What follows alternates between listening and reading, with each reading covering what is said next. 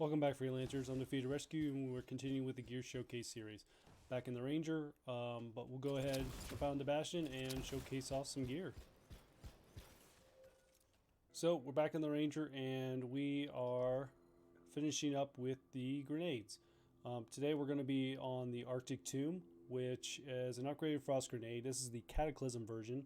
It freezes targets in place. And then the Masterwork perk is frozen enemies explode and freeze other nearby enemies when defeated. So basically, you need to freeze the enemy with this because it's a primer. It'll freeze an enemy, and then when you defeat them, they will create another priming explosion around them that'll prime other enemies who are nearby.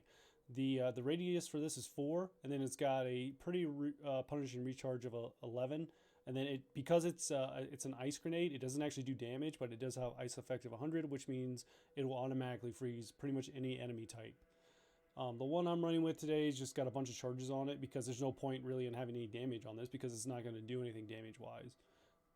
But we'll go out and Bastion and showcase this off in GM1. And then we are in GM1. So Arctic Tomb is, like I said, one of the Cataclysm gear pieces. And typically with a lot of those, they take already existing gear pieces and repurpose them as like primers or detonators, if not both. So we'll let these guys kind of spawn in real quick while we kind of discuss it. So basically what I do, so what you can do with this is take it and throw it. It'll freeze an enemy type like a normal frost grenade, and then you can detonate a combo with whatever. But you don't have to use, like, I'm using Reoccurring Vengeance, but you can use pretty much any detonator for this.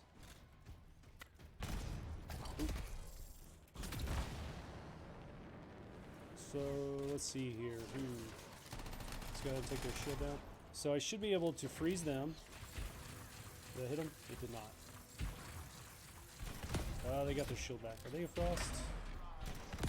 Okay, so there. It did work on them. Once I got their shield down. Uh-oh, I'm frozen.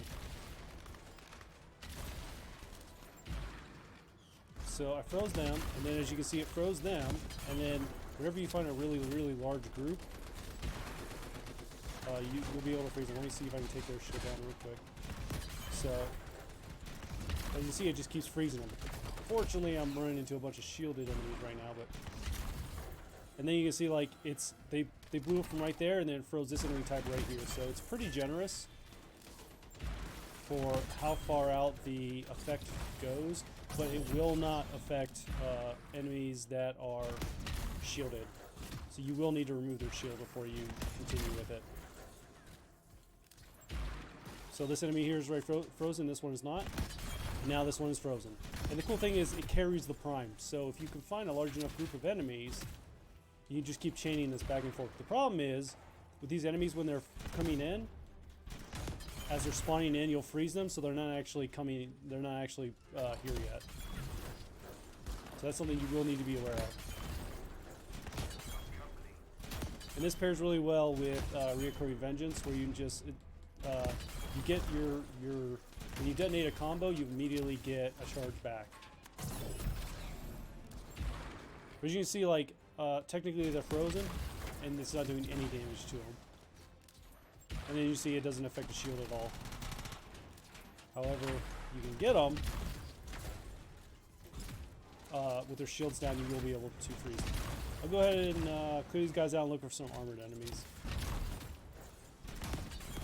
Okay, so we got some frozen armored enemies here, and it's just doing the normal combo damage. Nothing too crazy. And this way, this is like the best gear piece for, let's see, for controlling groups, for mobs, pretty much. You see there, like, it did nothing to them, so you do have to, in fact, take their shield down. Ooh.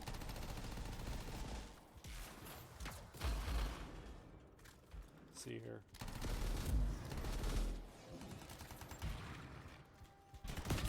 And there you go. And they did freeze. Because it has such a high rate or high ice effect, it'll prime enemies who are not resistant fairly easily. But we'll go into GM3 and showcase it there. Okay, so we are in GM3.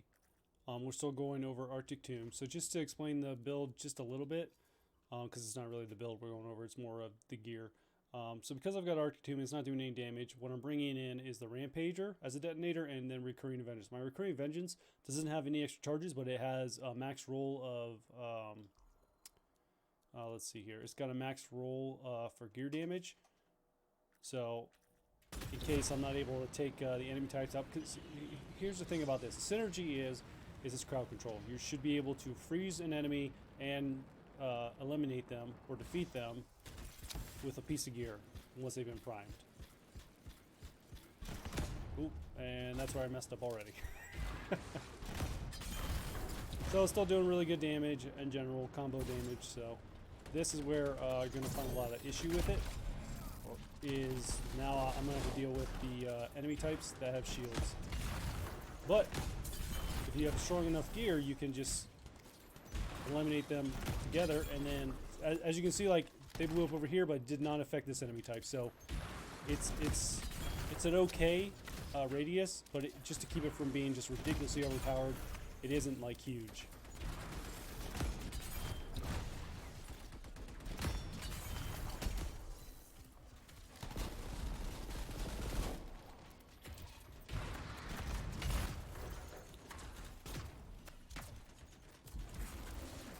So it's very reliable. Especially if you have a lot of charges. That's why I recommend for this specifically, it's just having a ton of charges, because the more charges you have, and as you can see, like, the ice effect coming out does not affect shielded enemies at all.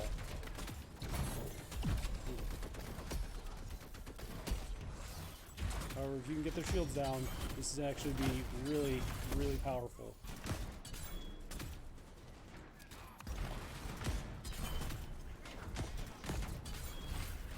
Just making my life really easy right now.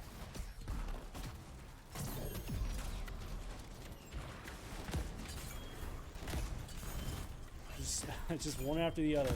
And I should, because of doing all these ults, I should have my ult back by now if I didn't. Even if I didn't have like an ult specific build, this is a good way to get ults back.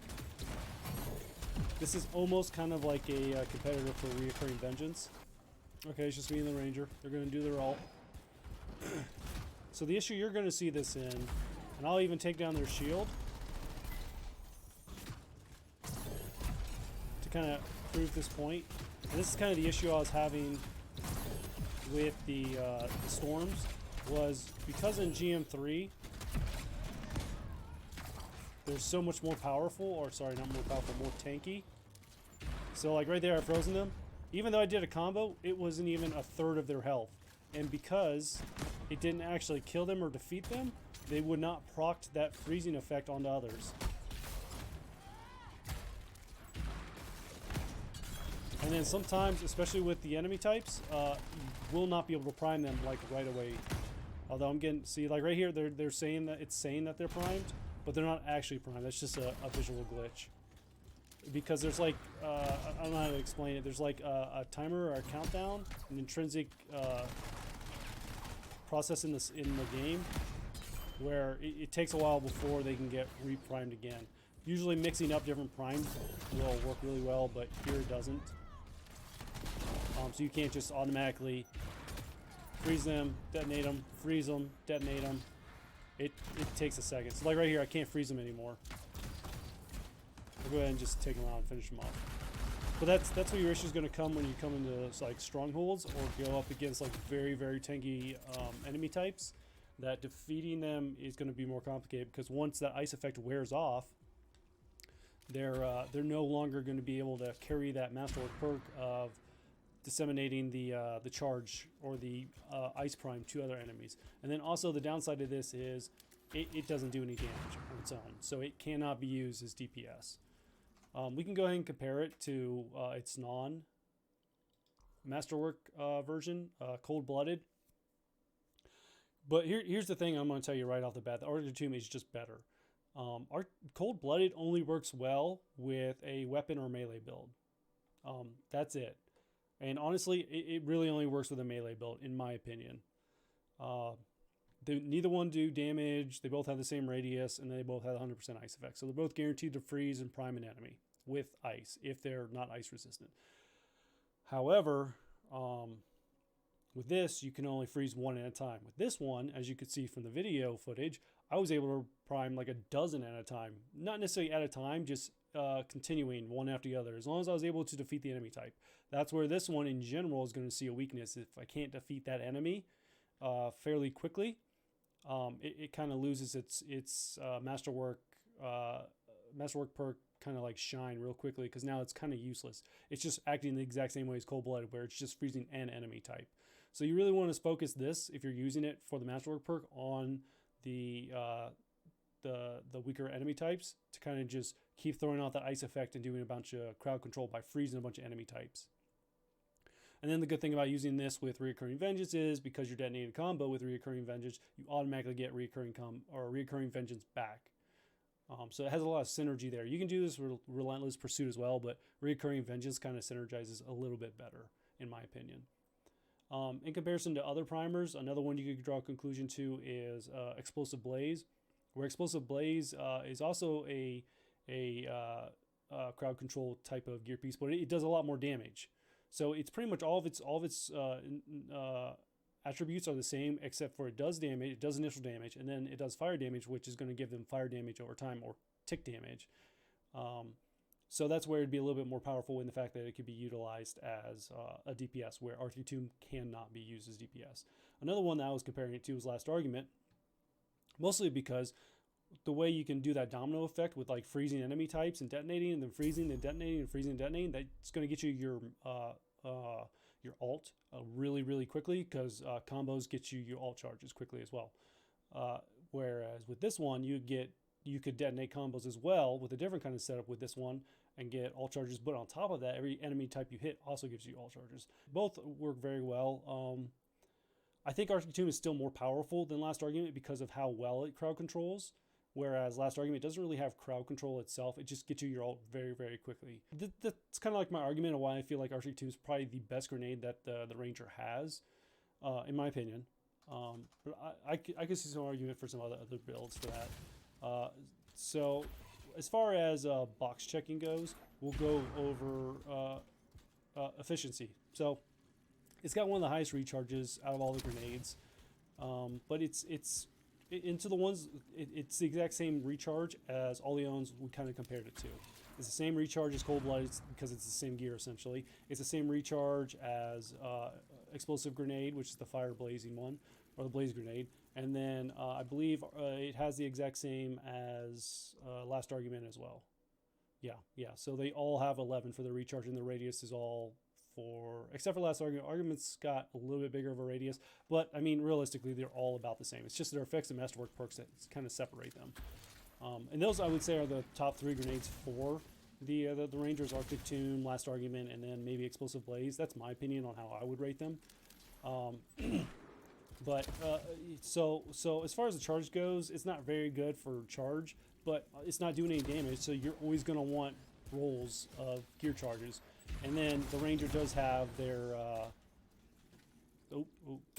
shield, which gives them 200 charges. So you can see my charges went from like 4 to 6 from just putting that up and being inside of it. So my Vanguard Rampart will give me 2 extra charges, which is pretty awesome. So I wouldn't really call that too big of a deal to worry about, just because you're just spamming it out and detonating it. And honestly, if you're able to freeze a group, or even one within a group, and you detonate that one, it's going to freeze all the other ones in the vicinity, which kind of, if you think on it, treats it as throwing that many types of grenades. So honestly, I'd say the recharge kind of just doesn't matter here, because it has the ability to prime all the other targets as well. So I'm going to say it's definitely efficient. Aside from the factor that it doesn't do DPS. I could see that being an argument someone would have, is like, well, it doesn't do DPS. That's true, but hopefully the primers you're bringing are powerful enough to detonate that explosion to actually defeat that enemy. So that's where, like, you could see a downslope from it in comparison to some of the other ones, is that if you're not able to bring a powerful enough detonator to detonate the prime, or defeat the enemy with the detonated and prime, you're probably not going to see a lot of value here. But I'm still going to call it efficient because in general, if you're using it against weaker enemy, and this is not a ridiculous combo build. This is just standard test interceptor, so I don't have a lot of extra damage on like my combo, my impact combos or anything like that. So just pretty standard, mostly gear recharge and armor interceptor ranger build. And then let's see. So I'm going to call it efficient. Is it viable? Well, it's a primer. I've made this distinction a lot of times on my builds, is that if it's a primer, it's going to work towards the combo system, and to me, that seems very viable.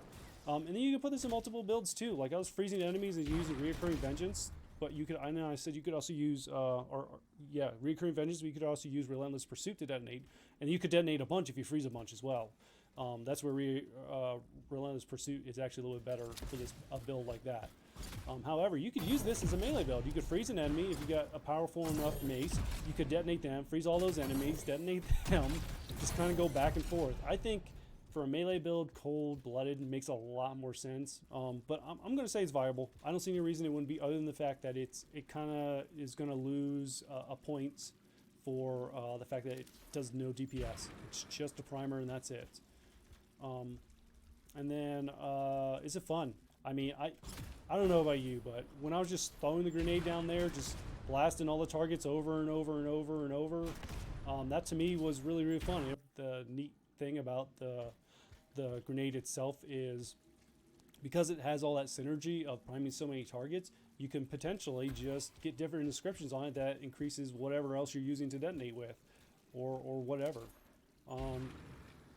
But yeah, I don't think there's too much else to say on this. This was the last of the Ranger grenades. We only have one more piece of gear to showcase off for the Ranger. But yeah, this is pretty much it. I'm going to go ahead and give it a thumbs up. And I think I'm going to end the video here. I'm Defeated Rescue, and I hope to see you guys out in Bastion.